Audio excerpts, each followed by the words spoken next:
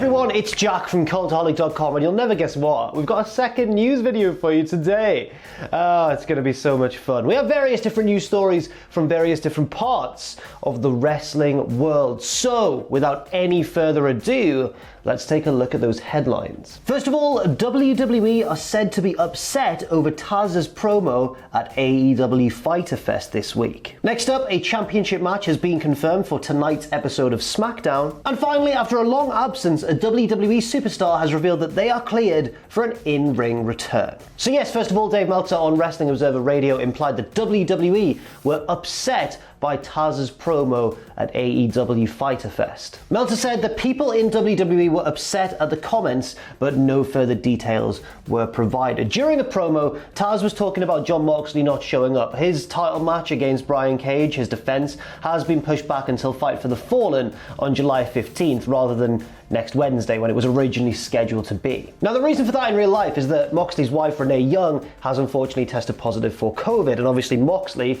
is therefore a risk. He has apparently been tested and it's come back negative, but of course he's in very close contact with her, so you'd better be safe than sorry. But in kayfabe, Taz implied that Moxley wasn't showing up because he's scared of Brian Cage, and Taz mocked him for this and said, hey, if you turned up at AEW, you'd be tested here again, because as you know, John, we don't run a sloppy shop. Now, this was a pretty clear shot at WWE for their widely criticised policy when it's come to testing and safety in the Performance Centre amidst the ongoing pandemic. And it drew a very mixed reaction. A lot of people were saying, oh, you can't be dragging this whole very serious real-life issue into this silly war between two wrestling companies, which I totally understand. At the same time, I suggested on Graded this week that if you were going to fire a shot at WWE for anything, then their gross mishandling, or apparent, reportedly gross mishandling, of this situation is definitely something you can validly criticize them for. And then other people were raising the point once again that AEW take too many shots at WWE and really just need to focus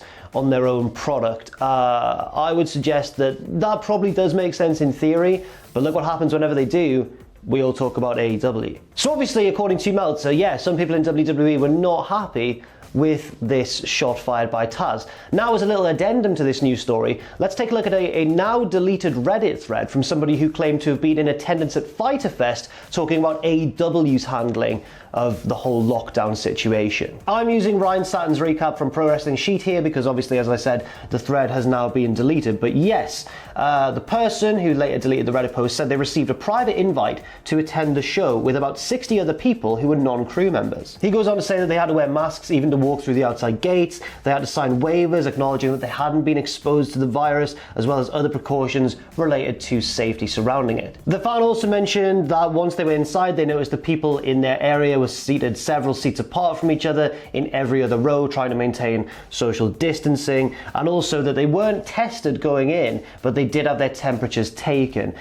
This basically, he presumes, is because they were sat so far away from the wrestlers and crew that they would not come into contact with them anyway. Now, according to a source, says Pro Wrestling Sheet, in AEW, the people, these weird non-crew members invited to Fyter Fest were local Daily's Place or Jaguars sponsors who were allowed to bring some family and friends. It's very interesting, isn't it? Because you could argue that, you know, AEW should not be inviting non-crew members to the show anyway, but on the other hand, they were seated in the upper bowl entirely away from all of the crew and wrestlers and, you know, were encouraged to maintain social distancing between even themselves. So it's a weird one. I mean, several people are still saying, of course, that there should be no wrestling shows at all right now, especially in the state of Florida, which is having a really bad time at the moment in terms of the increased rate of infection. Now let's move on to some ratings news between NXT and AEW, because of course on Wednesday the Great American Bash and Fyter Fest went head to head. And the winner of this clash was WWE NXT, because whereas AEW averaged 748,000 viewers last night,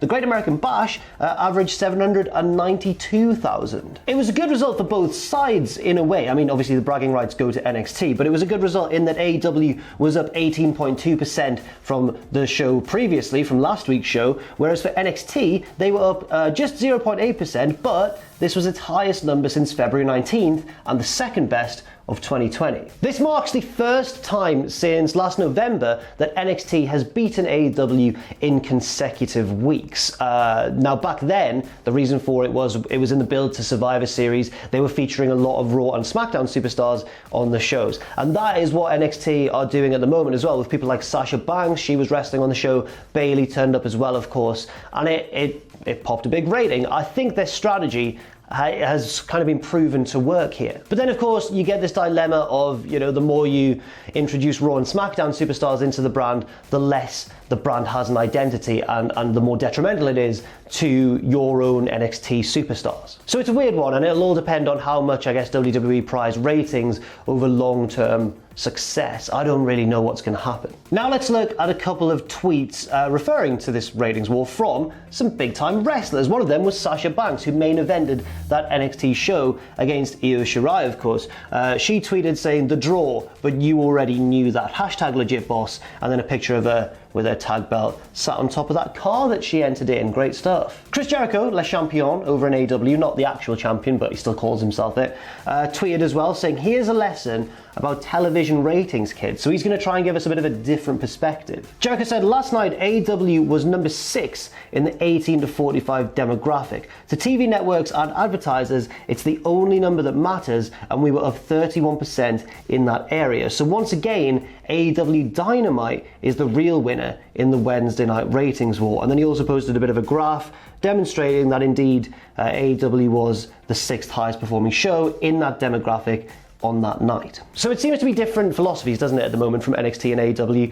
NXT, at the minute at least, are throwing their big superstars in there and trying to really make the most of this little period of success that they're having with NXT, whereas AEW seem a little bit more committed to the long term. Something which I think you could say is probably a little bit more proven by a very interesting post made on social media, I think just last night. Yes, a photo surfaced and was shared around on Instagram which appears to depict Brian Pillman Jr. backstage chatting to Chris Jericho. Presumably, because he's in wrestling gear, he appeared on Dark maybe, or in a Dark match itself that wasn't even seen, kind of like a test match maybe.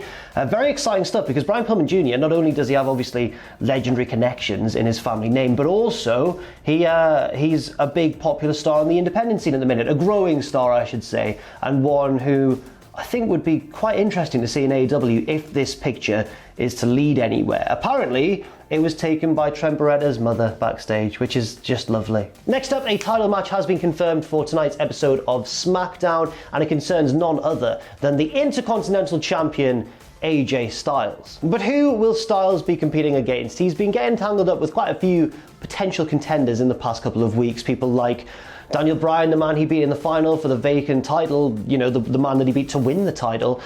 Drew Gulak, Daniel Bryan's apprentice, I suppose it's fair to say, his training partner. And also Matt Riddle as well, who recently debuted on the blue brand. But out of those three, the man who's got the title shot tonight is Drew Gulak. Hopefully they're given a lot of time, because that could be an absolute banger of a match. A nice clash of styles, a styles clash, you might say. It's not the only thing, I'm so sorry for that. It's not the only thing that's been announced for tonight's SmackDown either. Apparently the feud between Sheamus and Jeff Hardy will continue, don't we all love it, with Sheamus presenting a toast to Hardy on tonight's show. And also, that is the segment that was originally scheduled for last week, but then got delayed. And also, as I mentioned, the recently debuted Matt Riddle will take part in an exclusive interview alongside Michael Cole, and it's going to be like an in-ring segment, one of those fancy in-ring interviews. So I assume Riddle's going to be interrupted by someone who wants to wrestle him. That's just an educated guess. Just quickly before I move on to the last story, the semi-finals of the New Japan Cup have been confirmed. We know all 4 competitors now. Those semi-final matches are taking place probably now as we speak. In fact, they may have already happened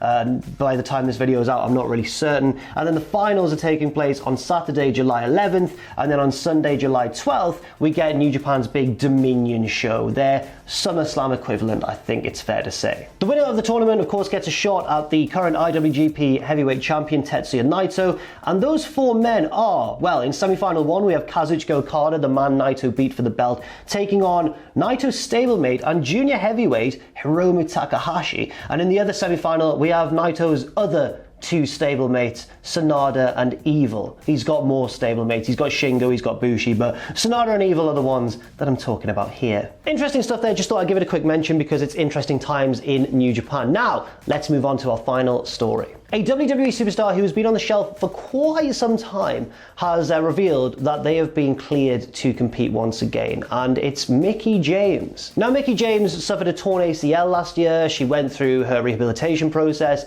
and apparently was scheduled to return just before, in time for, WrestleMania 36. But that didn't happen. And Mickie recently appeared on Chris Van Vliet's show talking about this time period and what happened. She said, the doc had already cleared me, so I was literally just getting the last 2 weeks to get cleared to come back to in-ring action, and then everything got shut down. She said, so I went home and I just haven't been back since. There's no need to take that risk of going there if I'm not doing anything. I'd rather bide my time and wait for the perfect opportunity. She also joked about coming back and winning all of the belts at once and being her own tag partner and winning the tag belts on her own. And that's great and stuff, but don't laugh about that when Charlotte Flair's around, Mickie, come on. So the key thing here to note is that Mickie James is cleared for an in-ring return. It was just horrendous timing and very bad luck on her part. Hopefully she gets another shot once things have returned to normal and the roster can be larger again, because it's Mickie James. She's great. We all love Mickie James. So that's it for today's news video. Thank you very much for watching. I've been Jack from Cultaholic.com.